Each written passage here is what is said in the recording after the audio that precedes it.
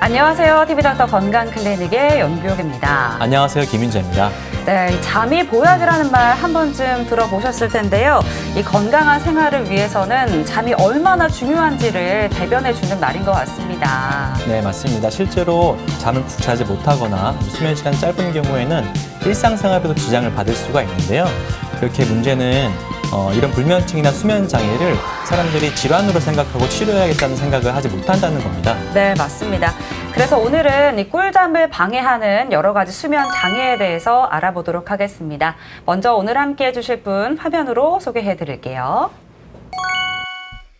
정신과 관련된 여러 질환을 다루는 정신건강의학과. 요즘에는 많은 사람들이 몸이 아플 때처럼 마음이 아플 때도 병원에 가서 치료받아야 한다는 사실을 받아들이고 있다. 특히 최근에는 병적인 질환과 함께 인생 고민, 걱정, 미래에 대한 불안, 내적 갈등과 공허함 등 보다 깊은 차원에서의 심리 상담을 원하는 경우가 많다. 그러니까 실제로 예전보다는 어떤 정신건강의학과에 대한 어떤 인식이 이제 많이 좋아졌다고 느끼는데요.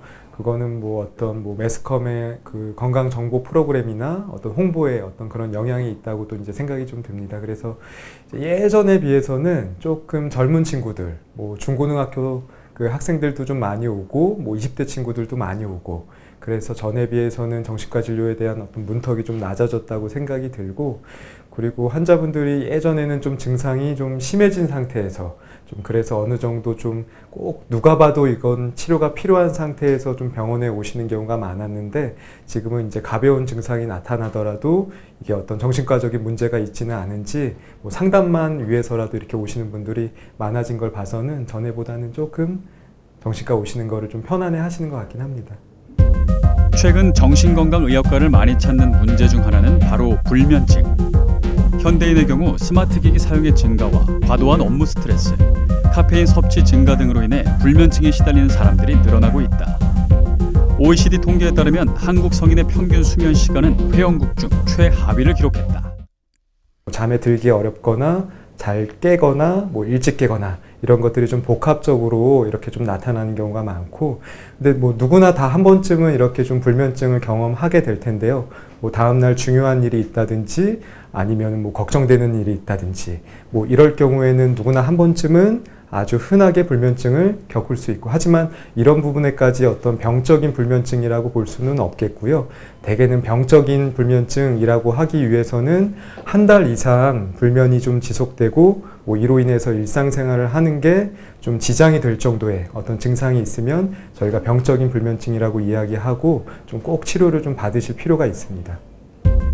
이처럼 불면증으로 고생하는 환자들이 많은데도 적절한 치료가 이루어지지 않는 가장 큰 원인은 불면증에 대한 오해에서 비롯된다.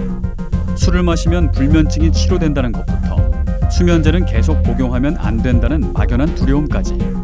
이런 오해들 때문에 더욱 정확한 진단과 치료가 중요하다. 만약에 오늘 잠을 못 주무시면 내일 이렇게 좀 피곤함 때문에 어떤 본인의 어떤 일상적인 생활을 하는데 지장이 오는 거는 당장의 어떤 문제가 좀 되겠고, 만성적인 불면증이 좀 오래 지속되면 될수록 우리 신체적인 문제들도 좀 이렇게 생기게 되는데요. 비만, 당뇨, 고혈압 같은 어떤 심장 질환이라든지 혹은 어떤 퇴행성 뇌질환 중에 하나인 알츠하이머병 이런 것까지도 불면으로 인해서 유발될 수 있기 때문에 만성 불면증 같은 경우에는 꼭 치료가 필요하겠고요. 또 불면이라는 게 이게 하나의 어떤 다른 질환으로 인해서 생기는 어떤 증상일 가능성도 있기 때문에 그 감춰진 다른 원인이 되는 질환을 찾고 이에 대해서 지금 치료하기 위해서라도 좀 꼭 방문하셔서 진료 받으시는 게 좋을 것 같습니다. 적절한 검사와 상담을 통해 원인을 정확히 파악하고 생활 습관을 교정해 충분히 개선이 가능한 불면증. 오늘 TV닥터 건강클리닉에서는 불면증에 대해 정신건강의학과 송만규 과장과 자세히 알아봅니다. 네, 자려고 누웠는데 1시간이 지나도 잠에 들지 않는다든가 아니면 어떤 원인 때문에 잠에서 계속 깬다고 하면 이 수면의 질이 나빠지는 건데요. 이렇게 되면 일상생활을 생활하는 그런 삶의 질도 굉장히 많이 낮아질 것 같습니다. 네, 맞습니다. 저도 이제 응급실에서 일하다 보니까 주로 밤에 일하고 낮에 자거든요. 네. 낮에 자면은 아무래도 잠도 푹 잘 수가 없고 또 밤에 이제 푹 잘 수 있는 사람이 참 부럽더라고요. 이게 사람이 밤에 푹 자야지 낮에 정상적으로 활동할 수도 있고 또 밤에 자는 동안에 우리 몸에 좋은 호르몬도 많이 분비가 되거든요. 네. 그래서 잠이 참 보약이라는 말이 있습니다. 네, 맞습니다. 그래서 오늘은 잠이 얼마나 중요한지 그리고 또 잘 자기 위해서는 어떻게 해야 되는지 자세하게 알아보도록 하겠습니다. 앞서 화면으로 소개해드렸던 송만규 과장 함께하고 있습니다. 과장님 어서 오세요. 안녕하세요. 네, 반갑습니다.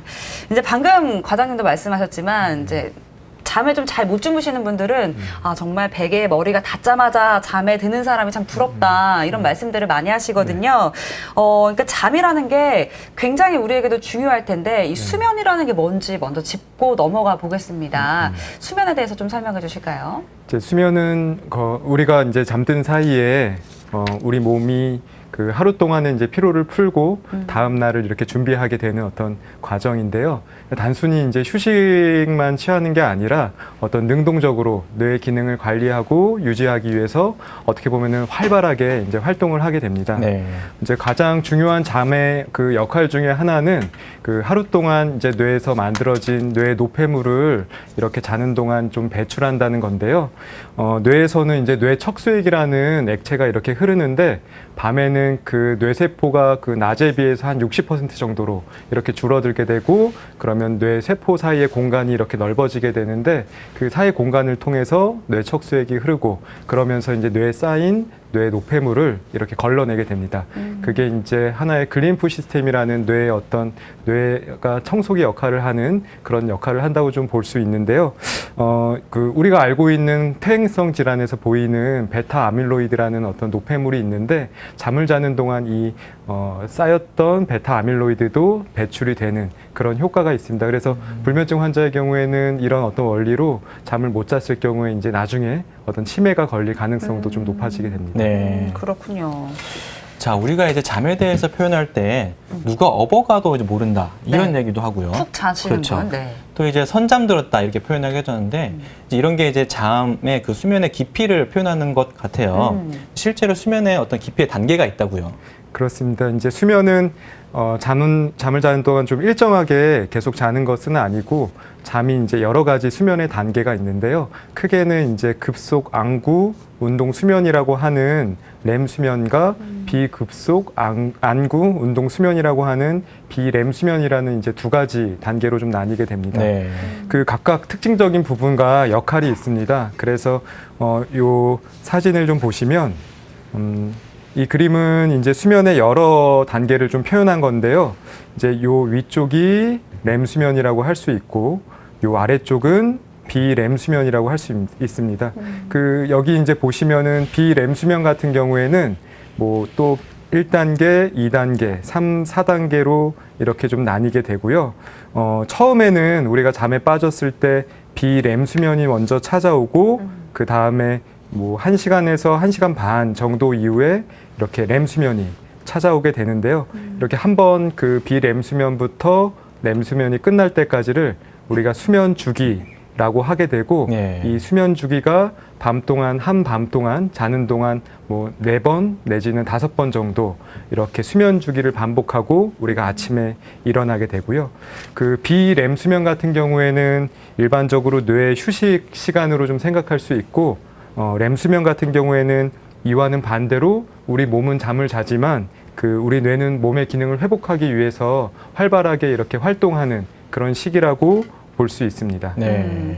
그러니까 비렘 수면과 렘 수면이 이렇게 반복적으로 진행이 되는 것이 정상 수면이다 이렇게 설명을 해주셨는데요. 조금 더 자세하게 알아보도록 하겠습니다. 그러니까 비렘 수면은 그러니까 일종의 이제 뇌가 갖는 휴식 시간이라고 설명을 해주셨어요. 맞습니까? 네, 그렇습니다. 이제 비렘 수면 동안에는 뇌가 휴식을 취하게 되면서 이제 하루 중에 가장 에너지 소비율도 낮고 그리고 이제 활동도 가장 적은 그런 네. 상태입니다. 그래서 비렘 수면 같은 경우에는 전체 수면의 대략 한 75%를 이렇게 좀 차지하는데요.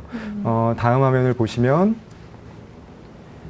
비렘 수면의 이런 1단계와 2단계는 비교적 얕은 수면이라고 할 수 있겠고요. 이제 1단계는 이제 잠에 들기 직전 그런 상태라고 좀 볼 수 있고 그 2단계 같은 경우에는 잠이 든 직후라고 좀 볼 수 있어서 이때는 이제 얕은 수면이기 때문에 옆에서 누가 깨운다든지 그럴 경우에는 잠에서 깨게 되고요. 비렘 수면의 3, 4단계 수면은 이제 깊은 수면이라고 해가지고 전체 수면의 대략 한 15에서 20% 정도를 좀 차지하고 있는데요. 이때는 그 뇌파의 활동, 그러니까 뇌의 활동이 대단히 좀 느리기 때문에 다른 말로 이제 서파 수면이라고도 합니다. 네. 그래서 2단계는 좀 자다가 3, 4단계 수면일 때 옆에서 누가 깨우더라도 쉽게 깨지 못하고 좀 계속 잠을 자게 되는 그런 시기라고 할 수 있습니다. 네, 반면에 이제 렘 수면은 겉으로 보기에는 잠을 자고 있는 것처럼 보이지만 실제로는 뇌가 크게 이제 활동을 하고 있는 상태로 보면 된다는 거죠. 예, 그렇습니다. 그 렘 수면 동안에는 우리는 잠을 자기는 하지만 뇌 자체는 잠을 자지 않고 깨어 있어서 더 활발히, 그 낮보다도 더 활발히 활동하면서 우리 몸의 기능을 이렇게 회복한다고 하는데요. 이제 하지만은 이제 뇌가 많이 활동을 하게 되면 우리 몸도 이렇게 좀 움직일 수 있지만 그 뇌와 몸의 어떤 신호 전달은 이렇게 차단된 그 상태이기 때문에 뇌가 활발히 활동하더라도 우리 몸은 마치 이렇게 마비가 된 것처럼 아무런 움직임이 없는 게 이제 특징이고요. 그래서 이제 렘 수면 때는 뭐 안구 근육이라든지 뭐 호흡과 관련된 근육들 이것을 제외하고는 다 이렇게 이완된 상태에서 잠을 자게 됩니다. 네. 그리고 특징적으로는 이제 렘 수면이 급속 안구 운동 수면이라고 좀 아까 말씀드렸는데 네.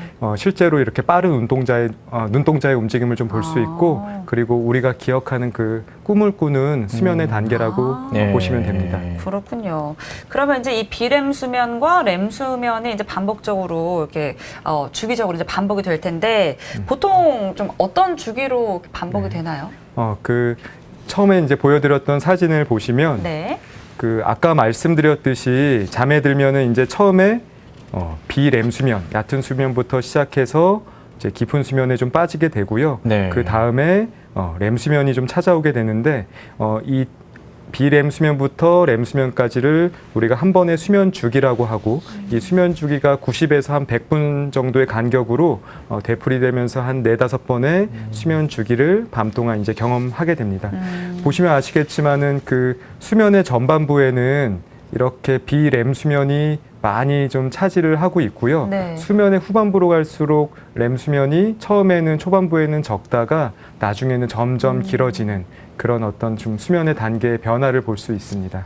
네, 우리가 늘 이제 평균 수면 시간을 지키면 참 좋겠지만 그렇지 못하는 경우가 많잖아요. 네. 특별히 우리가 많이 자면은 보통 피로가 풀린다고 생각을 하는데 그렇죠. 꼭 그렇지 않은 경우도 있어요. 저 같은 경우는 오히려 많이 자면은 더 피로하고 몸이 좀 무거워지는 무겁고, 느낌이 들기도 그럴 수가 하고요. 있거든요. 네. 어떤가요?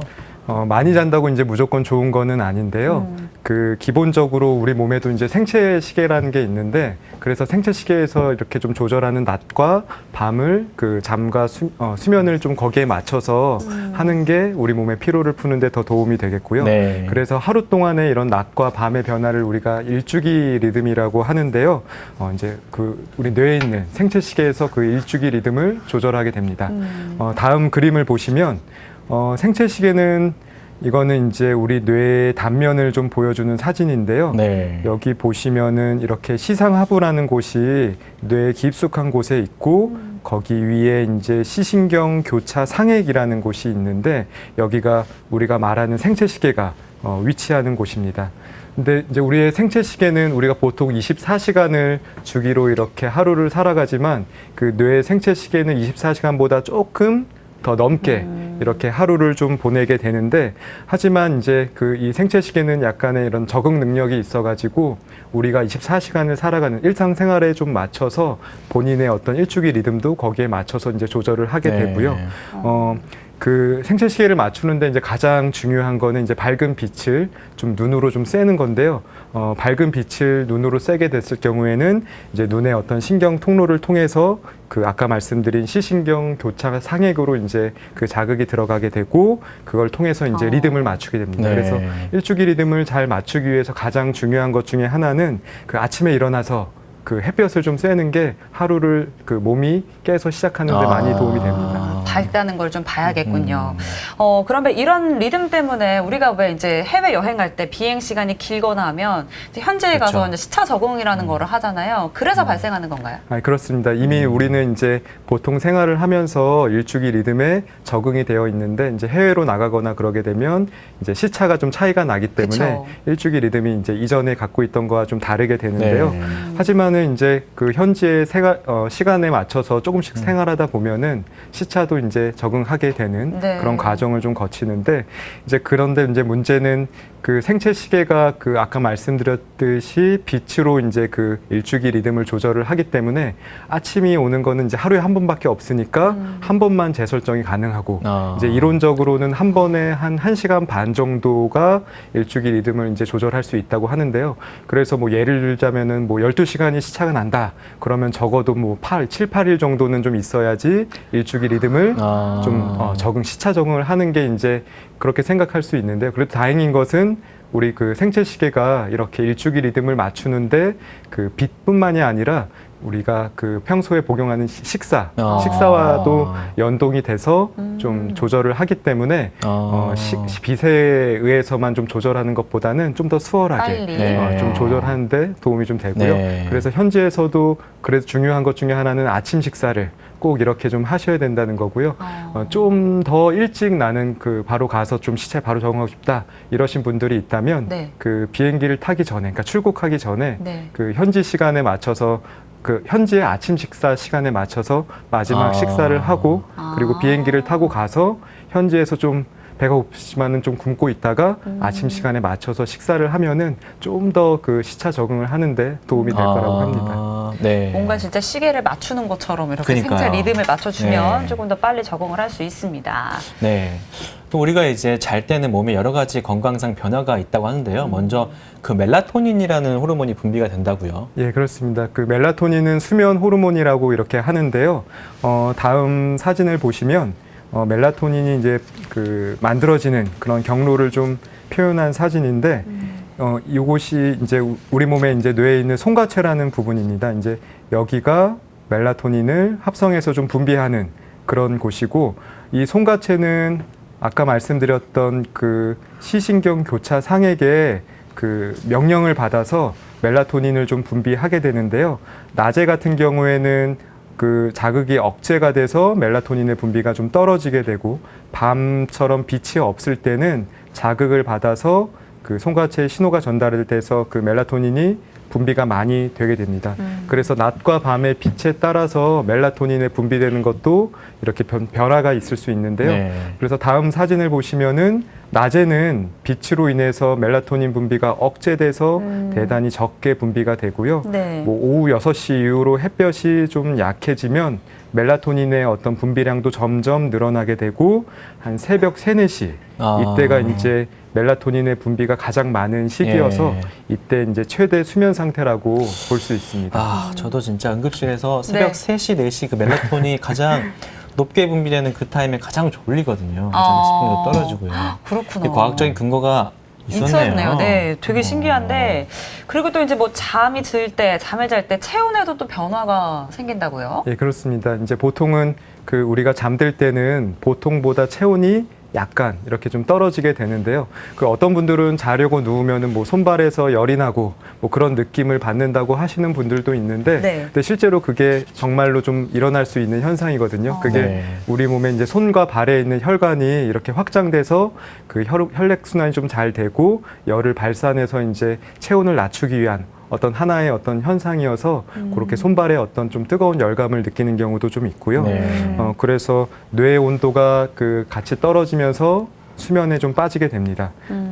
다음 화면을 보시면 네. 요 초록색은 아까 말씀드렸던 그런 멜라토닌의 그런 분비이고요. 이 체온 역시도 아까 말씀드렸던 그 생체 시계의 영향을 받아서 하지만 멜라토닌과는 그 반대로 그런 변화를 보여서 멜라토닌이 분비가 적을 때는 체온이 좀 높은 편이고 네. 멜라토닌이 가장 많이 분비되는 시기에는 체온이 가장 낮은 이런 모습을 보여서 새벽 3, 4시가 아까 말씀해 주셨듯이 잠이 제일 많이 오는 네. 그런 시기라고 좀 볼 수 있습니다. 그래서 이제 잠들 때 체온이 너무 높으면 잠이 오지 않을 수 있기 때문에 자기 직전에 너무 뜨거운 물로 샤워를 할 경우에는 그 잠에 드는 게 어려워서 샤워를 좀 피하는 게 좋겠고요. 아. 반대로 손발이 너무 차가워도 열에 발산이 되지 않아서 잠이 오지 않을 수 있기 때문에 너무 차갑게 주무시는 것보다는 적당하게 따뜻하게 주무시는 게 좀 좋겠습니다. 네. 이제 반대로 그래서 이제 잠을 깨우기 위해서는 네. 좀 손발을 차게 하는 것도 아. 잠을 좀 벗어나게 하는 데 도움이 될 수 있습니다. 예. 네. 졸릴 때는 이제 찬물을 좀 이용해 보시는 그러겠네요. 걸로. 찬물로 손을 씻어야겠습니다. 네. 보통 우리가 이제 보통 7시간에서 8시간 정도 이제 잠을 잔다고 생각을 하고 있는데 어떨 때는 이것보다 더 많이 자도 피곤하기도 하고 맞아요. 어떨 때는 이것보다 조금 잤는데도 되게 개운하기도 하거든요. 보통 잠은 대체 몇 시간을 자는 게 좋을까요? 그 질문은 이제 아직도 좀 논쟁이 많은 질문인데요. 이제 사람마다 이제 개인차가 있기 때문에 딱 몇 시간이라고 얘기하기는 어렵지만 네. 이제 성인의 한 70% 정도에서는 뭐 대략 한 6시간 반에서 한 8시간 정도 이렇게 좀 수면을 취한다고 하고요. 네. 어떤 대규모 연구에서는 이제 7시간을 잔 분들이 가장 오래 이렇게 좀 살고 그것보다 좀 적게 자거나 더 많이 자면은 수명이 조금씩 줄어드는 것으로 좀 나타났거든요. 아. 그래서 이제 무조건 이렇게 오래 자는 것만이 몸에 이제 건강에 좋다라고 할 수는 없겠고요. 네. 이제 대체적으로는 6시간 이상 그리고 뭐 7시간 내외로만 잘 수 있다면 건강에는 크게 문제가 없다고 합니다. 네. 근데 하지만 이제 이거는 어디까지나 평균적인 거고 네. 뭐 100명 중에 1명은 뭐 4시간 미만으로 잠을 잔다든지 혹은 10시간 이상을 자야지 피로가 좀 풀린다든지 그런 분들도 있기 때문에 어떤 좀 딱 절대적인 수면 시간이 정해졌다기보다는 밤에 이렇게 잘 자고 다음날 일어나서 활동할 때 피곤하지 않고 뭐 졸음을 느끼지 않으면서 맑은 정신으로 이렇게 지낼 만한 만큼만 자면 되는 게 가장 적절한 답변이라고 네. 할 수 있겠습니다. 그러니까 우리가 이제 사당 오락이라는 말 있잖아요. 예전에 4시간 자면은 대학을 붙고 5시간 그쵸. 자면 대학에 떨어진다. 떨어진다. 이런 네. 얘기가 있는데 이거는 이제 각 개인의 그 몸 상태에 따라서 맞아요. 좀 달리해야 될 것 같습니다. 네, 개인에 맞는 이제 수면 시간이 있으니까 꼭 그렇죠. 지켰으면 좋겠고요. 예. 이 다음으로는 또 어떤 경우에 우리가 불면증이라고 하는지에 대해서 좀 살펴보도록 하겠습니다. 우리가 왜 이제 고민하는 일 있을 때 생각이 많아지면 잠에 금방 들지 못할 그렇죠. 때가 있고요. 또 커피를 좀 많이 먹은 날에는 그렇죠. 저 같은 경우 잠을 설치기도 하는데 이런 경우에도 불면증이라고 표현을 할 수 있을까요? 뭐 그런 경우라면은 이제 오히려 잠에 못 드는 게 정상이라고 이렇게 좀 아. 얘기할 수 있겠고요. 원인이 있으니까. 예, 네. 지금 말씀하신 것처럼 뭐 고민이 있거나 뭐 커피를 많이 드시거나 이랬을 때는 당연히 잠이 안 오게 안 와야 되겠고요. 되는 거고. 예. 하지만은 이제 커피가 몸속에서 다 빠져나가거나 뭐 고민거리가 없어지면 뭐 자연스럽게 또 불면은 없어지니까요. 그런 경우에는 이제 일시적 불면증이라고 해가지고 뭐 특별히 치료가 필요하지 네. 않은 경우라고 할 수 있습니다. 이제 불면이 이제 병이라고 하려면은 적어도 뭐 1개월 이상, 뭐 일주일에 3번 이상 이렇게 잠에 대한 어떤 불편함이 있을 때를 이제 말할 수 있는데 특히 이제 불면증 환자들은 뭐 잠에 드는 게 힘들거나 혹은 자다가 깨서 뭐 이렇게 자주 깨게 되거나 혹은 좀 뭐 수면에 이제 자고 일어나도 피곤한 증상이 있다든지 뭐 이런 증상들이 뭐 단독으로 있을 수도 있고 혹은 좀 복합적으로 좀 있을 수도 있고요. 그래서 이런 어떤 불편감 때문에 다음날 일상생활을 하는데 이제 불편감을 느낀다면 이건 이제 병적인 불면증이라고 이렇게 이야기할 수 있겠습니다. 근데 불면증은 대단히 이제 흔한 편이어가지고 그 성인의 한 30%, 10명 중에 3, 4명은 일시적 불면증을 흔히 경험한다고 하고요. 네. 그리고 이제 만성적 불면증, 1개월 이상의 불면증 같은 경우에는 역시도 10명 중에 1명이면 꽤 흔하게 좀 네. 발병을 좀 하는 경우이니까요. 그리고 이제 나이가 들면서 그런 불면증에 어떤 좀 불면증으로 고생하는 분들이 점점 늘어나서 그 65세 이상일 경우에는 뭐 20에서 40% 정도가 불면증으로 좀 고생을 네. 하고 있다고 합니다.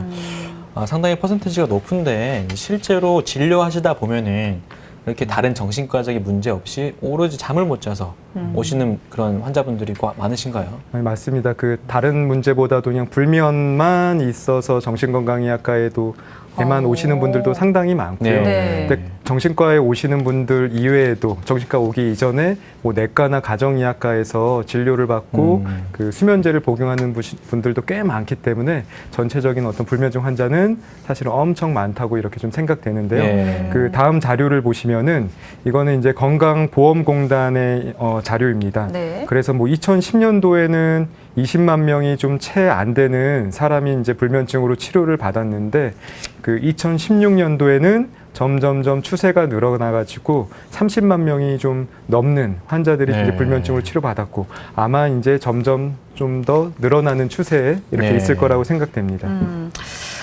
근데 이렇게 좀 잠을 제대로 자지 못하면 당연히 이제 우리 몸에도 문제가 생기게 될 텐데요. 어떤 문제들이 일어날까요? 이제 수면이 부족할 경우에는 이제 여러 가지 신체 질환들이 생길 수 있는데요. 가볍게는 뭐 두통이라든지 뭐 근육통, 뭐 소화가 잘 안 된다든지 이런 증상들이 좀 생길 수 있고 그 외에도 뭐 비만, 살이 찐다든지 당뇨병이 생긴다든지 혹은 뭐 고혈압이나 이런 심장 질환이 생길 수도 있고 그리고 치매 같은 어떤 인지기능 저하 문제도 좀 생길 수 있습니다. 네.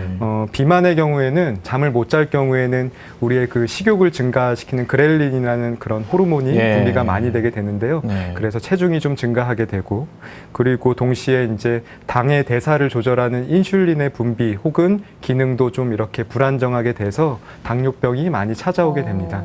그리고 이제 밤에는 우리가 심장이 멈추지는 않지만 네. 우리가 자는 동안에도 심장이 이제 낮에 비해서는 박동수가 좀 느려지고 혈압도 좀 낮게 유지가 되는 부분이 있는데 밤에 잠을 못 잘 경우에는 이런 게 잘 좀 변화가 일어나지 않아서 뭐 고혈압이 온다든지 혹은 심근경색이 온다든지 그래서 불면이 있는 경우에는 일반 환자분들에 비해서 평균 수명이 좀 더 그러니까 일찍 좀 사망하는 것으로 이렇게 좀 나타나고 네. 있고요.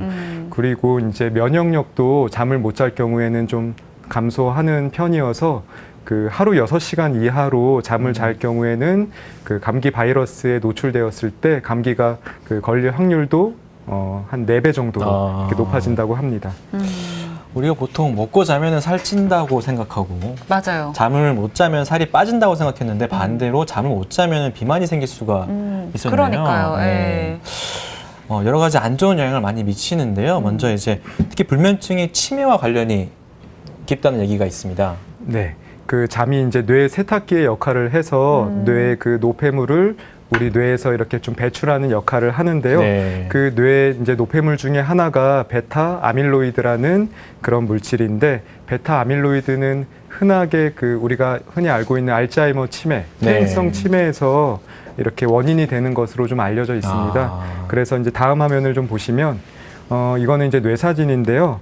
요 빨간색으로 보이는 부분이 그 베타 아밀로이드입니다. 네. 이제 오른쪽은 그 불면증 환자에 뇌에서 이렇게 베타 아밀로이드가 많이 침착되어 있는 그런 사진이고 이제 왼쪽에는 그와 반대로 잠을 잘 주무시는 경우에 뇌 노폐물인 베타 아밀로이드가 거의 관찰이 되지 않는 그런 모습을 좀 볼 수 있고요. 그리고 이제 잠을 잘 못 잘 경우에는 그 코티졸이라는 스트레스 호르몬이 있는데 이 코티졸이 많이 분비가 되게 되고 이 코티졸은 뇌세포를 파괴하는데 특히 이제 기억력과 관련이 깊은 해마라는 우리 뇌의 그 구조물에 대해서 좀 퇴화를 좀 시키기 때문에 인지기능 저하라든지 치매가 좀 생길 확률이 좀 더 높아질 수 있겠습니다. 네. 그러니까 진짜 잠을 왜 잘 자야 되는지 이런 문제들이 많이 생기기 때문에 잠이 보약이라는 말이 정말 보약이네요. 맞다는 생각이 또 들고요. 그러면 지금부터는 이 불면증 대체 왜 생기는 건지 좀 알아보겠습니다. 어떤 원인에서 생기는 걸까요? 이제 불면증 원인을 알아야 되는 이유가 그 원인을 알아야지 불면증을 이제 치료할 수 있기 때문에 원인을 아는 게 이제 중요하겠는데요. 그 짧은 기간 동안의 불면은 대개는 이제 불안감과 연관이 되어 있는 경우가 많아서 뭐 중요한 시험이 있다든지 뭐 면접이 있다든지 녹화가 있다든지 이러면은 이제 불안 때문에 그 전날 잠을 잘 못 자게 되는 경우가 있고요. 이런 경우에는 이제 뭐 그 일이 좀 잘 정리가 되면은 뭐 자연스럽게 좀 좋아지게 되겠고요.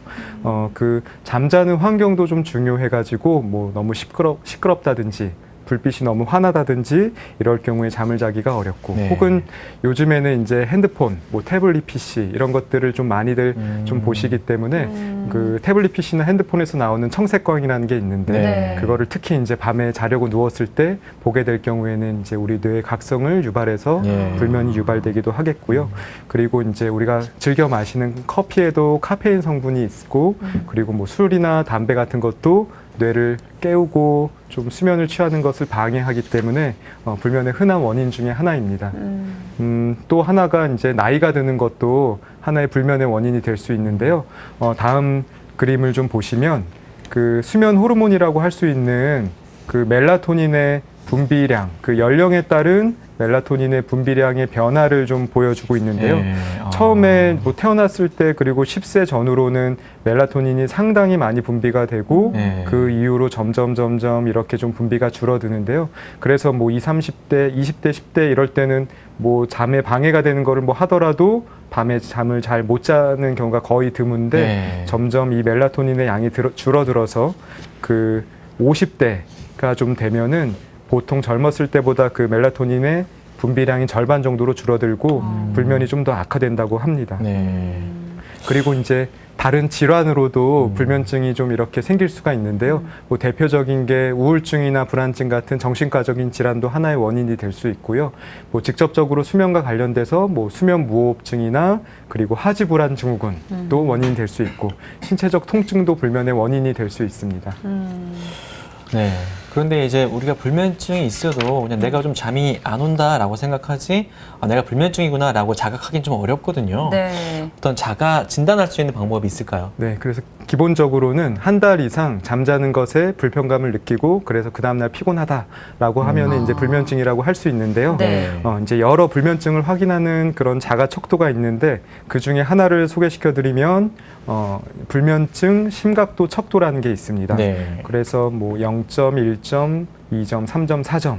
그래서 뭐 한 달 동안, 지난 한 달 동안의 수면 상태를 기준으로 체크를 하면 되고 그 잠자는데 뭐 시간이 오래 걸렸는지, 뭐 자주 깨는지, 뭐 일찍 깨서 다시 잠들기가 어려운지, 뭐 다음날 피곤한지, 불면 때문에 걱정이 많은지, 뭐 이런 것들을 체크해가지고 한 15점 이상이면은 중간 정도 이상의 어떤 불면증이 있다고 생각하기 때문에 한 번쯤은 진료를 받아보시는 게 필요하겠습니다. 네. 네. 이번에는 이제 불면증을 어떻게 개선할 수 있을지 좀 살펴보겠습니다. 먼저 이제 잘못된 생활 습관과 그런 행동 양식들을 바꿔야 된다고 하는데요. 이걸 인지 행동 치료라고 한다고 합니다. 특히나 이제 수면 위생이 또 굉장히 중요하다고 하는데요.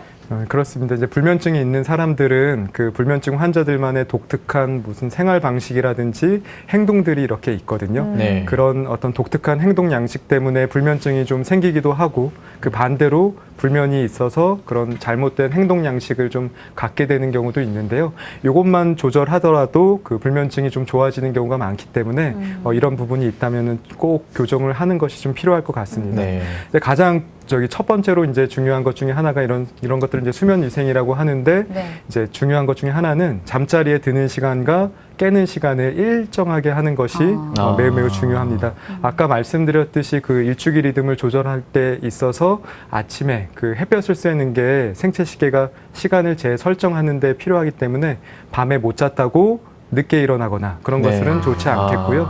밤에도 일정한 시간에 자야지 수면 호르몬이 분비가 되기 때문에 잠을 자는데 좀 도움이 좀 되겠습니다. 그리고 규칙적인 운동도 중요해서 뭐 이렇게 햇볕이 있는 때 한 30분 이상 적당한 정도로 운동을 하는 게 밤에 이렇게 잘 자는 데 도움이 되겠고요.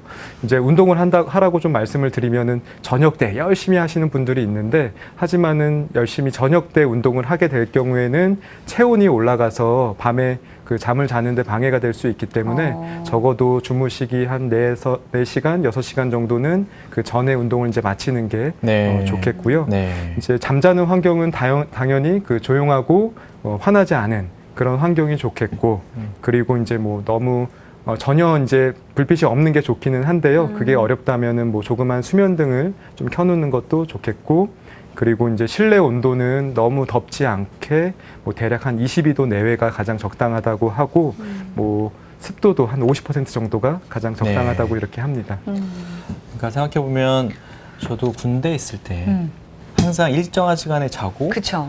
일정한 시간에 일어나니까 네. 정말 잠이 잘 왔던 것 같습니다. 훈련을 열심히 해서 또 그럴 수도 있을 것 그럴 같기도 수도 하고요. 있겠네요. 네.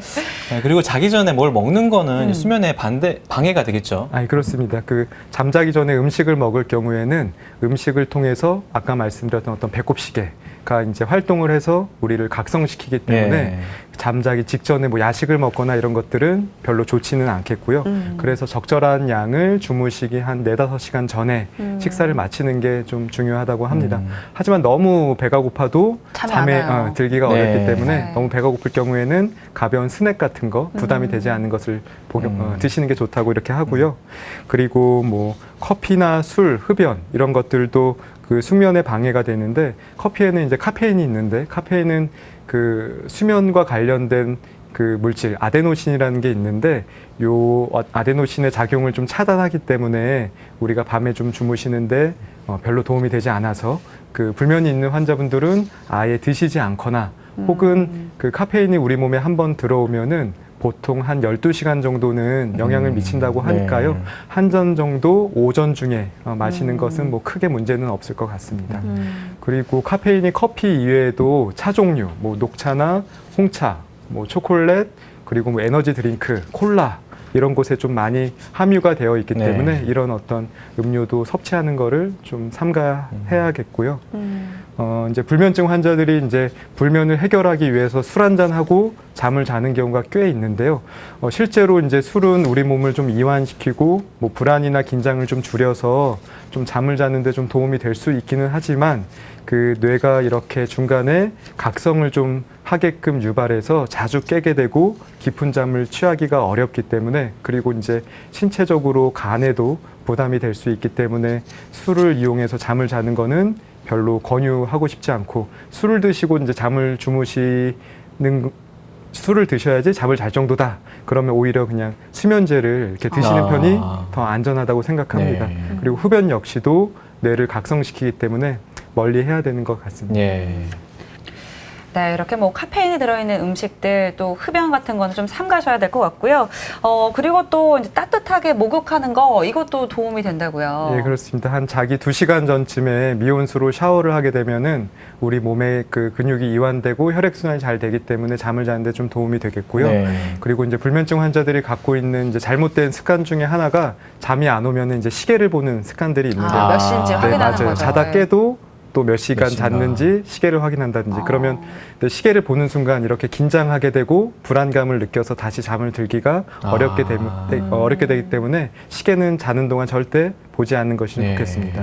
그리고 이제 낮잠에 대해서 이렇게 생각하시는 분들이 많은데 뭐 약간 피곤하면은 뭐 잠깐 정도의 뭐 한 10에서 15분 정도의 낮잠을 자는 거는 뭐 크게 문제는 없을 텐데요. 1시간 이상 잠을 잘 경우에는 밤에 그 자는 거에 방해가 될 수 있기 때문에 좀 피하시는 게 좋겠습니다. 네, 그리고 또 잠에 들 때의 자세가 더 중요하다고 하는데요.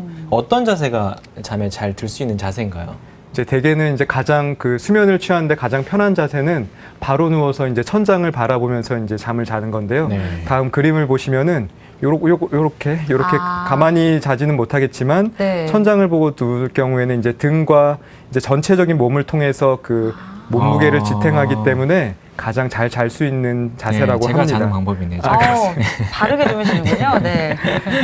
이렇게 옆으로 잘 경우에는 어깨나 뭐 허리, 엉덩이 쪽에 부담이 가서 좀 불편하기 때문에 길게 자기가 좀 어려울 수 있는데 네. 근데 이렇게 옆으로 자는 경우가 도움이 되는 경우가 뭐 코골이가 있다든지 수면 무호흡증이 있다든지 뭐 요통이 있다든지 그런 경우에는 이렇게 옆으로 누워서 자는 게 도움이 될 수 있고 안정감을 좀 찾기 위해서 이렇게 무릎을 그 가슴 쪽으로 끌어올려서 뭐 베개를 껴서 주무시는 게 좀 좋다고 하고요. 허리가 아픈 경우에는 이렇게 좀 베개를 무릎 밑에 받쳐서 하중을 좀 분산시키는 게 좋고 그 가장 안 좋은 수면 자세는 이렇게 엎드려서 자는 건데요. 그게 이제 목과 허리에 부담이 되기 때문에 그 자세는 좀 피하시는 게 좋겠습니다. 그렇군요. 그리고 또 이제 잠이 오지 않는데 이제 계속 이제 의무감에 누워 있는 경우도 많을 것 같아요. 이런 건 또 도움이 되지 않는다고요. 그렇습니다. 그래서 불면증 환자들은 몇 시간 정도는 내가 자야 돼라는 네. 강박관념이 있기 네. 때문에 잠이 오지 않더라도 침대에 계속 누워있는 시간이 많은데요. 결국에는 침대에 누워있는 시간은 많지만 실제로 잠을 자는 수면 효율은 대단히 좀 떨어지기 때문에요. 네. 이런 환자들한테는 오히려 뭐 6시간, 7시간만 침대에 누워 있을 수 있도록 수면을 제한하는 게 수면의 밀도를 높이고 결국에는 수면 시간을 좀 더 늘리는데 이제 도움이 된다고 하고 그 잠이 들지 않은 상태에서 침대에 누워 있게 되면은 우리 뇌에서 그 침대가 잠을 자는 곳이라는 인식을 못 하기 때문에 침대에 들어가도 잠을 오히려 좀 자지 못하는데 네. 그래서 침대는 오직 잠을 잘 자기 때만. 위해서 그런 공간이라고 뇌에서 인식할 수 있도록 졸려올 때만 침대를 좀 이용하시고 뭐 TV를 보거나 뭐 책을 보거나 그런 것들은 좀 삼가시는 게 좋습니다. 네, 지금까지 알아본 건 이제 불면증의 인지행동 치료였고요. 이제부터는 그 이완요법을 알아보겠습니다. 이완이라고 하는 거는 그 긴장을 풀어준다는 의미인 거죠. 네, 그렇습니다. 이제 긴장을 하게 되면 당연히 이제 잠이 안 오기 때문에 반대로 긴장을 좀 풀어주는 방법들이 좀 우리가 좀 한다면 잠을 자는데 좀 도움이 될 수 있는데요. 이제 이완을 위한 이제 여러 가지 방법이 있는데 뭐 가장 간편한 거는 그 심상법이라고 해가지고 말 그대로 마음속에 좀 본인이 생각하면은 마음이 편해지고 좀 이렇게 행복해지는 그런 생각들을 좀 하게 되는 건데 그 평상시에 좀 그런 장면을 준비해 놨다가 불면이 있을 때 그런 생각을 해주는 것도 좋고요. 그 또 간단하면서도 또 효과가 있는 방법은 호흡법입니다. 호흡법. 그래서 그 대개는 긴장을 하게 되면은 숨을 좀 가쁘게 이렇게 쉬게 되는 경우가 많은데 네. 심호흡을 해줘서 천천히 숨을 들이쉬고 그리고 내쉴 때는 입으로 천천히 이렇게 좀 심호흡을 해주면서 특히 이제 복식호흡 대개는 이제 가슴으로 좀 숨을 쉬는 경우가 많은데 복식호흡을 해주시면은 좀 더 이완하는 데 도움이 된다고 합니다. 네. 그 요새 유튜브에 잠 잘 오는 음악이 있거든요. 그거 이제 들으면서 주무시는 분 주변에 있거든요. 효과가 있으시대요? 효과가 있다고 하는데 어떤가요? 비슷한가요? 이완요법에 해당할까요? 그렇죠. 마음이 좀 편해지고 잡생각을 좀 없애고 하는데 이제 도움이 많이 될 것 같습니다. 빗소리 들리고 막 그래요. 맞아요. 그러니까 그게 내 마음에 좀 이렇게 안정감을 줄 수 있으면 네. 도움을 받을 수 있다 네. 이런 말씀이신 것 같고요. 다음으로는 이제 광치료입니다. 앞에서 이제 설명해 주셨던 방법들은 한 번쯤은 좀 들어본 것 같긴 한데 광치료는 좀 낯설거든요. 어떤 치료일까요? 이제 빛이 일주기 리듬을 조절하는데 대단히 중요하기 때문에 낮 동안 이제 빛을 쐬는 게 꼭 필요한데요. 근데 이제 현대인들은 그 사무실에서 생활을 많이 하고 하다 보니까 네. 햇볕을 쐴 기회가 이렇게 많지 않고 그래서 이제 인공적인 빛을 쐬서 그 일주기 리듬을 조절하는 그런 어떤 치료인데요. 저기 다음 사진을 보시면은 네. 이렇게 생긴 게 이제 광치료기입니다. 그래서 강한 빛을 내게 되는데 보통 형광등은 800룩스 정도의 빛의 밝기를 갖는데 반해서 이 광치료기는 태양광이랑 비슷한 그 3000에서 뭐 10,000룩스까지의 백색광을 좀 내게 되고 특히 이제 아침에 일정 시간에 광치료기를 통해서 그 빛을 쐬게 되면 일주기 리듬을 조절하는 데 도움이 많이 됩니다. 네. 네, 다음은 이제 환자분들께서 가장 궁금해하실 치료인데요. 바로 약물 치료입니다. 그 수면제를 먹는 건데요. 수면제는 어떤가요? 이제 불면증 환자들은 꼭 자야 된다는 강박관념 때문에 그 생각 때문에 이제 그 오히려 밤에 잠을 더 못 자게 되고 그러면 강박관념도 더 강해지고 그래서 좀 불면이 더 악화되는 요인이 될 수도 있는데요. 이런 환자들한테는 소량의 어떤 수면제를 통해서라도 당장 잠을 자게 도와드리는 게 그 강박관념에서 좀 벗어나는 데 도움이 좀 될 수 있고요. 네. 일반적으로 수면제는 이제 낮은 용량으로 시작해서 점점점 효과가 있을 때까지 높은 용량으로 좀 증량을 좀 하게 되고 원칙적으로는 4주 이내로 수면제를 쓰라고는 하는데 그 불면 자체가 그 우리 신체에 미치는 영향이 크기 때문에 잠을 못 잔다면 수면제를 장기간 복용해도 뭐 괜찮다는 연구 결과가 있어서 수면제를 복용하시는 거에 대해서 크게 걱정은 하지 않으셔도 좀 될 것 같습니다. 예. 이제 국내에서 판매되는 이제 수면제는 우리가 흔히 많이 이제 불면증 환자분들은 들어보셨을 텐데 뭐 졸피뎀 성분의 뭐 졸피드, 스틸록스 이런 것들이 있고 또 한편으로는 안정제 성분의 뭐 아티반, 뭐 자낙스, 졸민, 뭐 할시온 이런 약들이 있거든요. 네. 그 외에도 뭐 항우울제 수면 효과를 이용한 그런 수면제와 그리고 그 약국에서 시판하는 그 감기약 성분을 이용한 뭐 항히스타민제 계열의 수면제도 좀 있습니다. 그 약마다 그 강도나 효과가 지속되는 시간이 다르기 때문에 본인의 증상이나 그런 생활 패턴에 따라서 약을 좀 잘 상의해서 처방받는 것이 좀 중요하겠고요. 그 수면제가 기본적으로 이제 내성이나 의존성이 있기는 하지만 그 담당 의사가 잘 관리하고 환자도 이렇게 안전하게 사용한다면 그런 그 약의 의존성이나 내성을 충분히 예방하고 줄일 수 있기 때문에 그 무조건 약을 멀리 하지 않으셔도 될 것 같습니다. 네. 네. 오늘은 이제 불면증을 관리하는 방법에 대해서 살펴봤는데요. 과장님 마지막 질문이 될 것 같습니다. 이제 불면증으로 고생하시는 분들도 많이 계실 텐데 그분들께 한 말씀 부탁드리겠습니다. 네. 그 불면증에 대해서 잘 이해하고 어떤 생활 방식을 조금 이렇게 고쳐 나가고 그리고 이제 의학적인 치료를 같이 받게 된다면 불면증은 이제 반드시 치료가 될 수 있는 그런 질환입니다. 그래서 혼자 이렇게 힘들어하지 마시고 꼭 병원에 와서 진료를 받고 치료를 받아보시길 권합니다. 네. 네. 이제 오늘 알아본 내용들로 이제 불면증을 극복하고 또 꿀잠을 잘 수 있도록 저희도 기대해 보겠습니다. 과장님 오늘 말씀 감사합니다. 네, 매일매일 자는 잠, 이 잠을 얼마나 잘 자는 게 중요한지 오늘 다시 한번 새삼 깨닫게 되는 것 같습니다. 평소에 좀 규칙적인 생활을 하시고요. 그리고 거기에 적절한 운동까지 곁들여 주신다면 일반적인 수면 장애는 어느 정도 교정이 가능하다고 합니다. 네, 맞습니다. 그리고 불면증 때문에 고생을 하시고 일상생활에도 지장이 있으시다면은 방치하지 마시고 반드시 치료를 받아보면 좋을 것 같습니다. 네, TV닥터 건강클리닉 오늘은 여기까지입니다. 저희는 다음 이 시간에 다시 찾아뵙겠습니다. 고맙습니다.